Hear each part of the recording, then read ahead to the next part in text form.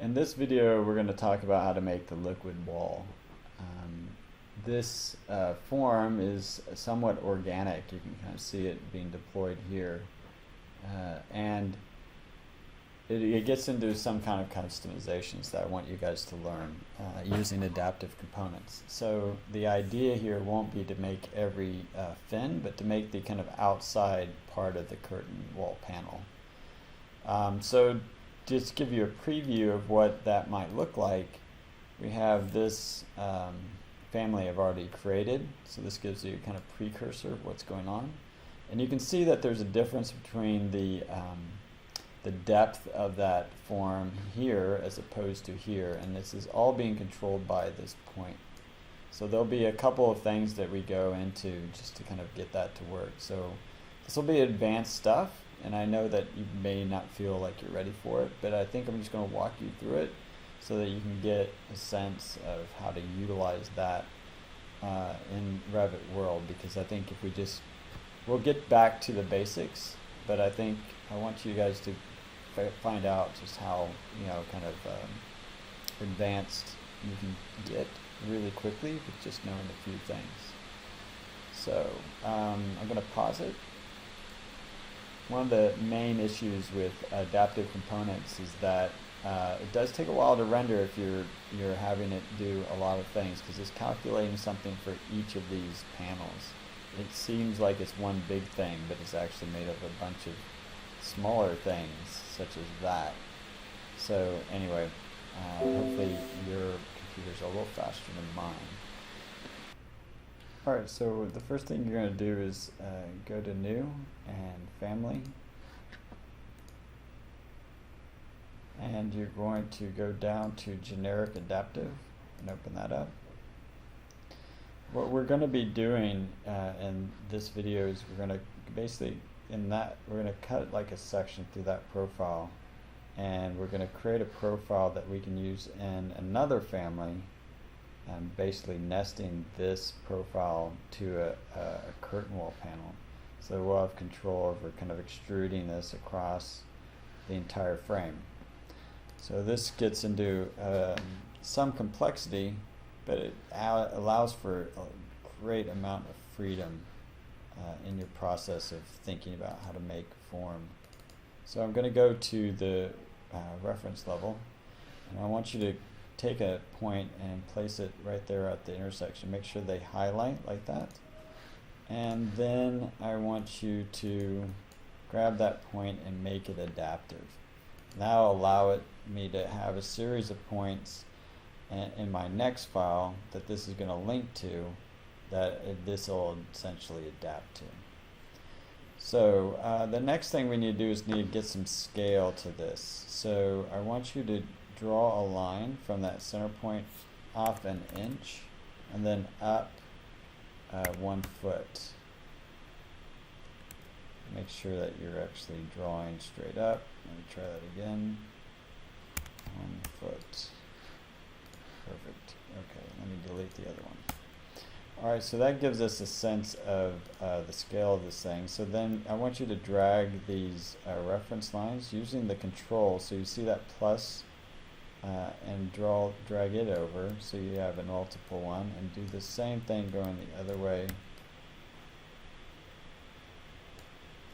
And then what we're going to do is we're going to lock those into place so that they're perfectly aligned with each other. So I'm going to use the dimension tool, make sure it's highlighted, and then select the next one, and then select the next one, and then select somewhere in the middle so it is done operating. And you see, like mine, the dimensions are really out of scale. So you're going to go down here and you're going to change the scale, because we're doing a profile through a part of a building, so it's got a very different scale than 1/8. It's not a building scale, it's more of a detail scale. So now we can see those dimensions roughly. Then you're going to see this equal sign. If you want these things to be always equal, and right now they're 1 inch by 1 inch, but I could change one of them and it could be then 1 inch and 2 inches. I want them to always be equal, so I'm going to click that, and you'll see the slash goes away, and then equals becomes part of the dimension. So that's the way to kind of make that force that essentially to happen. Alright, I'm going to get rid of my line there, and I'm going to start to draw a series of points. So the first one's going to happen at this intersection. The second one I want you to have happen somewhere, or actually right now, let me get back to that line being involved. That'll help me draw this. I'm going to draw one right there at that intersection, and then right here I'm going to draw something that's perpendicular. And you see I roll over that. If I go over, you should see a little green line. That means that it's drawing something aligned to that, and then I'm going to put one down here. Alright, now the next thing we're going to do is going to then draw. Now I can get rid of that line. In fact, I'm going to, yeah, that'll be perfect. And then I'm going to spline through points. So it's going to create a spline that connects that point to that point. Make sure that you see that X kind of running through it. It snaps to it on that point. And let's just check to make sure it works. I'm going to roll over that point, and I'm going to move it down, and it's moving the spline with it, so that's perfect. Alright, now we're going to hold down the control key and move another one, say an inch down, and we're going to move and put several points. I might draw some line that's moving downward so that I can draw this next point, make sure that it's snapped onto that middle reference plane, and do the same procedure, get rid of that, and do the spline. Make sure you're clicking on the points it's snapping to, and now we have that. Now if that was a profile through a curtain wall system, it would have a place for the glass. So now I'm going to simulate that. Make sure it's highlighted, say 1/2 inch in, select 1/2 inch in, hit escape and do that procedure again.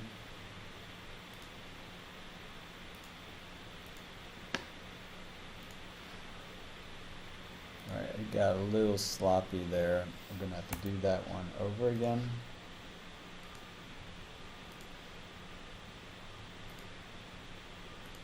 Okay. Alright, so now let's add some dimension and parameters to this mix. So to do that, I'm going to go do the line tool again. I'm going to select this reference plane here, and then select the top. Make sure that the point is highlighted, and then move it off to the side. I'm going to do the same thing down here.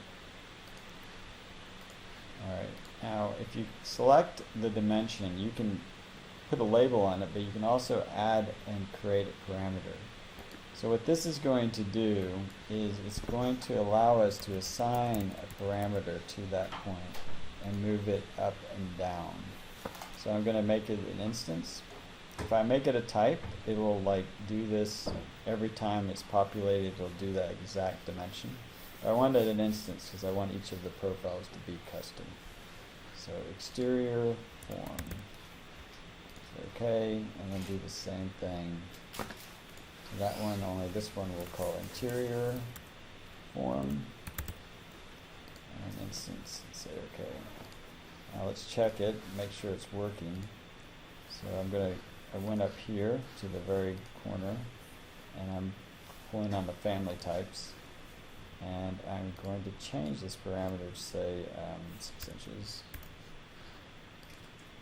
And we see that it moved down, and then I'll change this one to say 2 inches. And see it moved appropriately. That's good. So let's keep it like that. I think the only other thing I might want to do is this is pretty big gap. I'm going to make that a smaller gap. And let's throw a dimension on it. So 1 inch. I'm going to try something. I haven't had a lot of success with it, but I'm going to try it anyway. I'm going to make this next one glass thickness. and leave that a type because I want all the glass to be the exact same thickness, so I don't want the kind of control. So let's see if that breaks. My guess is it will break. Yeah, it broke, it didn't pull these two pieces with it. I'm going to try one thing, and if this doesn't work, we just go back to what we had before. Essentially, you can align and kind of force these points to be to move with these reference planes. So if I do this, click on that first, and then click on the point, I can lock that in. Click on it again, click on that line, I can lock it in. Click on it again, point, lock, again, line, and lock. Now if I'm lucky, it's going to want to move. It doesn't work. Okay. Alright, nice idea. But let's just go with what is working. So we'll stop right there. So now you have created a custom profile. I will move that in so it's like an inch, so we don't have any kind of big gaps. Now you've made your custom profile.